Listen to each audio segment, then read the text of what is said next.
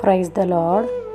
మే 8, 2024 Jesus Christ church వారి అనుదిన వాగ్దాన పరిచర్య. క్రీస్తు మన పాపముల నిమిత్తము మృతి పొందెను, సమాధి చేయబడెను. 1 కొరింథీయులు 15 ప్రియ దేవుని వారలారా, ఉదయకాల సమయంలో దేవుడు మనతో సూటిగా మాట్లాడుతూ ఉన్నారు.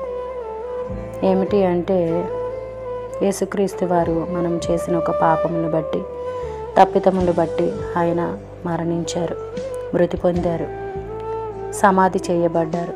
కానీ ఆయన లేఖనాలను నెరవేర్చుటకే ఆయన మరణించి పునరుద్ధానుడై లేచి మనల్ని పాపం నుండి, శాపం నుంచి విడుదలిచ్చి నిత్య జీవం పొందుకోవాలని ఆయన మన కొరకు ప్రాణత్యాగము చేసి ఉన్నారు.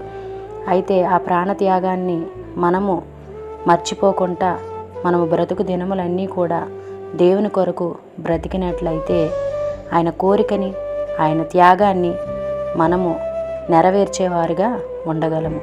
అలాగే వాగ్దానం మనలో, మన కుటుంబాల్లో నెరవేరాలని కోరుకుంటున్నవారు పాస్టర్ శైలేష్ గారు. అందరికీ praise the lord. God bless you. Amen.